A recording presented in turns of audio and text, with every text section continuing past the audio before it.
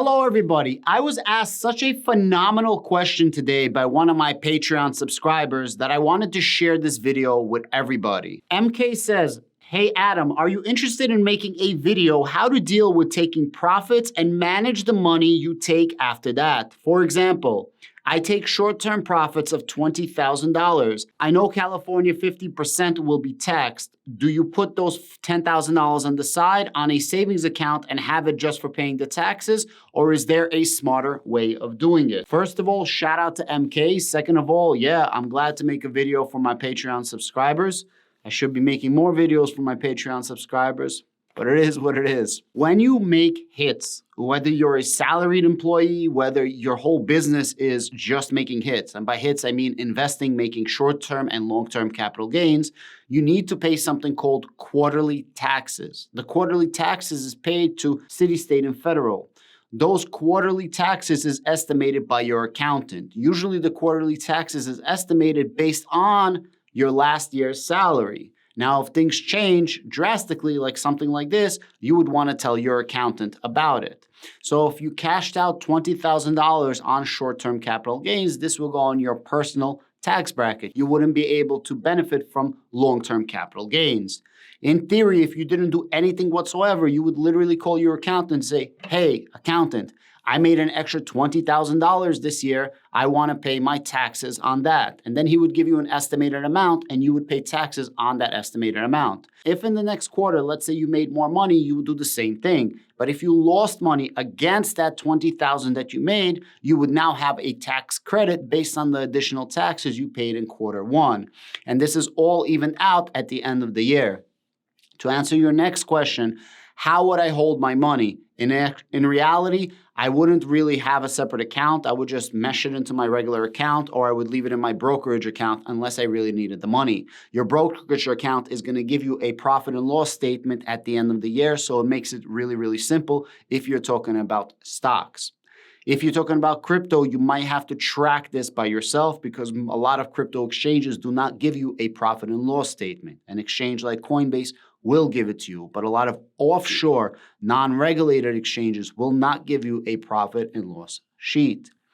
A lot of people that day trade stocks or day trade crypto say, "F you with your taxes. I rather pay tax penalties instead of doing the quarterly payments." Why?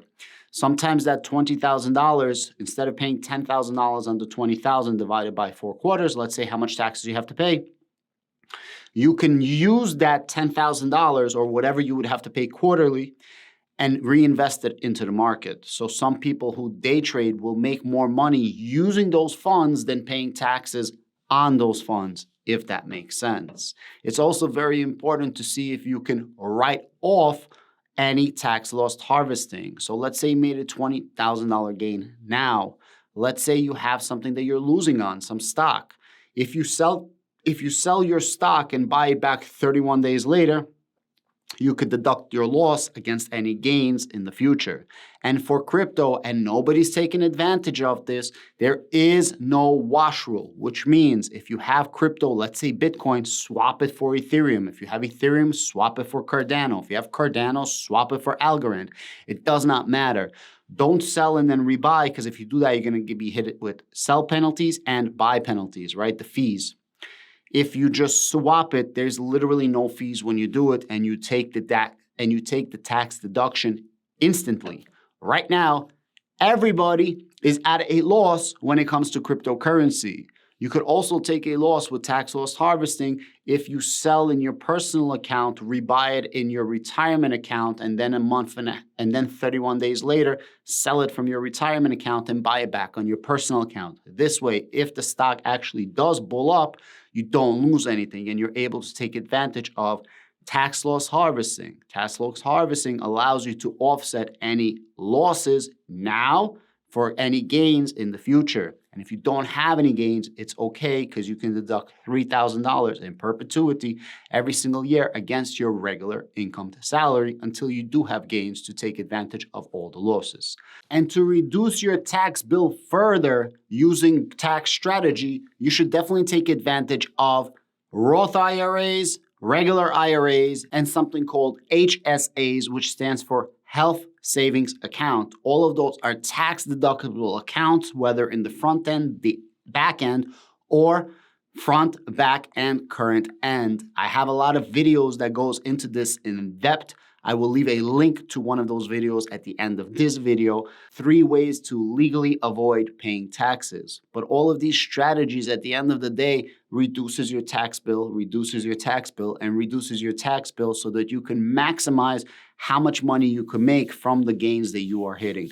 But in short, I wouldn't do anything extra like open up my own separate bank account. What I would do is call my accountant to say, hey, I made a huge hit. I made $20,000 or whatever number you made. And then he would adjust your quarterly taxes appropriately. And all these estimated taxes need to be paid by January 15th, and you need to make approximately 90% of your actual taxes in estimated payments. And if you made those 90%, you're not gonna have any additional taxes from your city, state, local, and federal governments that are looking for more tax payments. I hope this answered your questions. I'm not a financial advisor. I'm not a CPA. I'm purely an entertainer and educator at best. If you guys have any questions, join my Patreon, hit me up, and I will make you guys a video. Thank you.